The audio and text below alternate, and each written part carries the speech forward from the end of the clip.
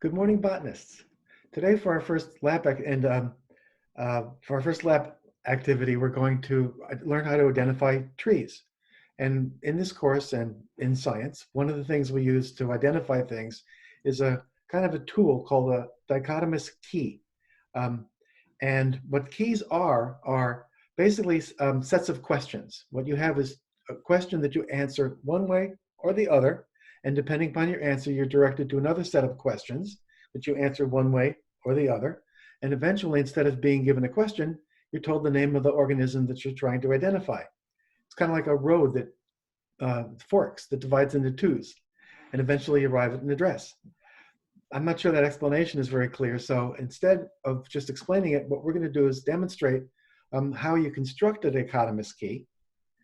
And what we've put together is a version of what we do normally in classroom when, say, strictly hypothetically, there's not a worldwide pandemic going on, which is to have 8 volunteers from the class be test organisms that will construct a dichotomous key too.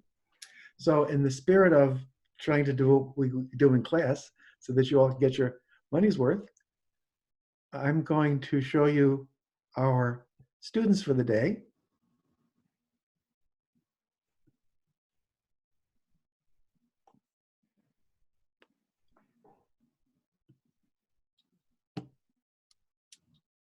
Which are these 8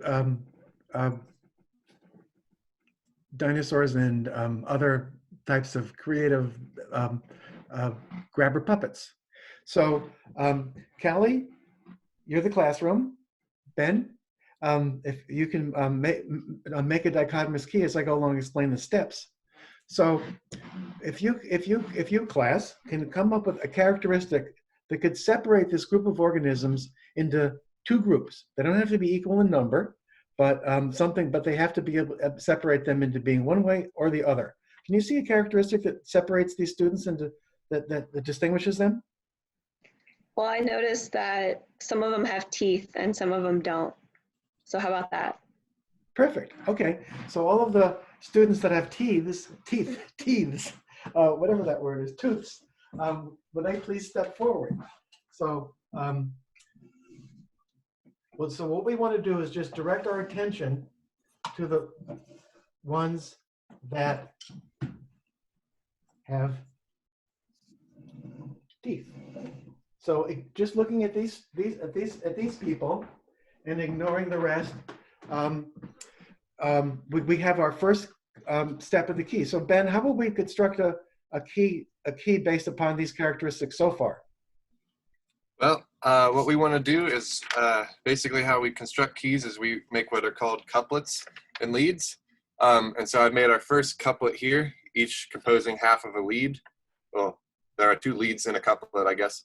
And so I just split them up based on what Callie said, based on whether the teeth are present or whether they are lacking. So that's where we want to start. But we're going to get more detailed than that, just depending on what we use to further subclassify the students with teeth, I guess. Great. So our first, the first couplet will direct us to another couplet. Yes. So I'm going to write that like this, where I drew some dots. It's hard to point. I drew some dots and wrote a 2 so we can go to the second couplet. Perfect. And so can you, class, i.e. Callie, come up with a characteristic to separate this group of toothed students into 2 groups? They don't have to be equal in number. Well, I would say that some of them have teeth and jaws and the other one has teeth and tusks. Ah, okay. So we'll write a couplet that points that out. Yep, just gotta write here. So the tusks and then teeth and jaw. And so the tusk the Tusk students, what's your name? My name is Wally. Great, thank you very much, Wally. You can sit down now. All right. So I've written our next couplet here. Teeth to a number, tusks, teeth many in jaw. And it looks like Wally was the guy with tusks, so we'll put his name there. We'll write a little square around his name like that. And then we'll also want to go, I guess, into another couplet based on the students that have their teeth in their jaw. And so I'll write a little 3 there. Super. And class, can you come up with a characteristic to separate the remaining toothed students? It looks like some of them have ears and some of them don't. Ears. Okay, so we have ears visible and ears lacking. Okay. Right. So how many students have the ears visible? It looks like just one. And that's what's your name? I'm Annie Oakley. Great, Annie. Thank you very much. You can sit down now. All right. So it looks like Annie Oakley has her ears visible. So there are two toothed jaw teeth students remaining. Can you come up, class? Can you come up with the characteristics to separate them? So the way their snout is shaped is different. So one has a pointed snout and one is more blunt. Super. So we'll have a couple to that effect. And the one with the snout pointed, what's your name? Oh, I'm Andrew Jackson. Thank you, Andrew. You can sit down now. And old blunt snout, what's your name? Oh, my name is Mabel. Great, Mabel. You can sit down now. So now we can direct our attention to the students that have been neglected so long. So,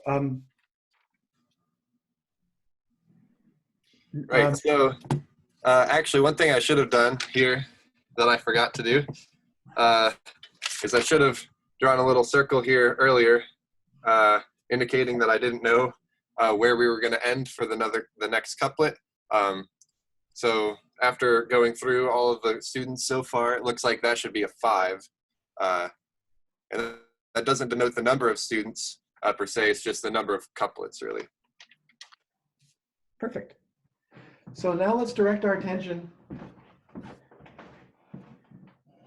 to these students who will step forward.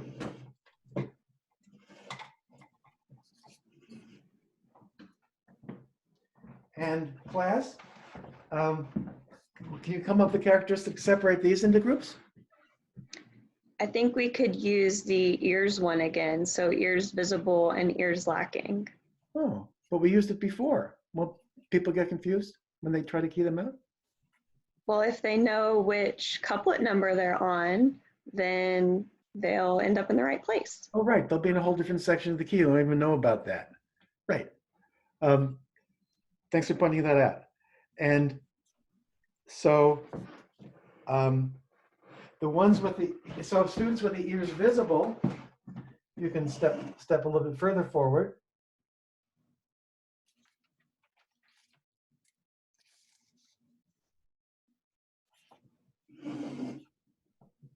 And what do we use to separate them? What about their eyes? Oh, well, one's like a primate, famously having binocular vision with the eyes facing forward, right? Right. Great. And so the one with the eyes projecting forward, what's your name, student with eyes projecting forward? My name is Dagwood. Great, Dagwood, thank you very much. You can sit down now, Dagwood. And the one with the eyes on the side, what's your name? My name is Ashley. Great, Ashley. You can sit down now too. Oops, I spelled Ashley's name wrong.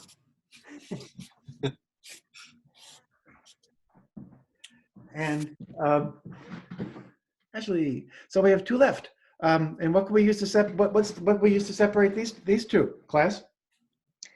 Well, they both have spikes on their head, but one of them has 3 in number and the other has several in a row. So maybe we can say head ornaments or head spikes. Perfect. So the one with just three head spikes is your name. Your name is. My name is Buddy. They talk actually too. My name is Buddy. Okay. Thank you, Buddy. You can sit down. And finally, my name is Bucky. Excellent. So also one thing I wanted to point out is when we're writing these couplets, oftentimes we'll maybe use language that you wouldn't normally use just to make things easier to compare. So maybe I wouldn't say start all of my sentences with ears visible, ears lacking, but it makes it easy to compare stuff. If you start the couplets with, or rather the leads with the same words here. I'm gonna finish up here so we can, so we said Buddy had 3 tusks. Right. Okay. And then Bucky, what was Bucky's deal? A row of spines or Okay. head things. In a row. Bucky. Excellent. Very So we excellent. should have something, a completed key like this, with all of our nice couplets and leads, and everybody has been accounted for. Magnificent. And we'll notice that we didn't necessarily have to use those particular couplets in that particular order. Keys can be constructed any number of different ways. And thank you very much, students, for participating in this demonstration.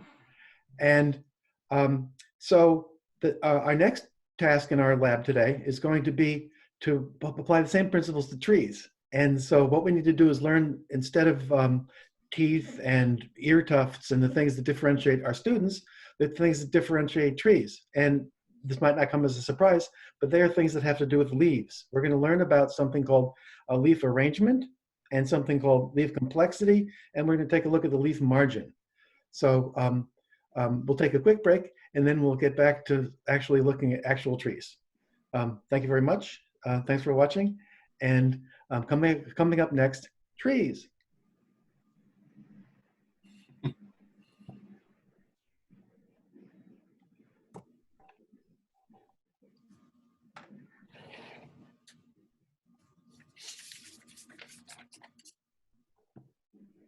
I'll figure out how to turn this off. I'll clip this at the end of from the end of the video. There has to stop recording. Here we go. Bloopers. Pause. Stop.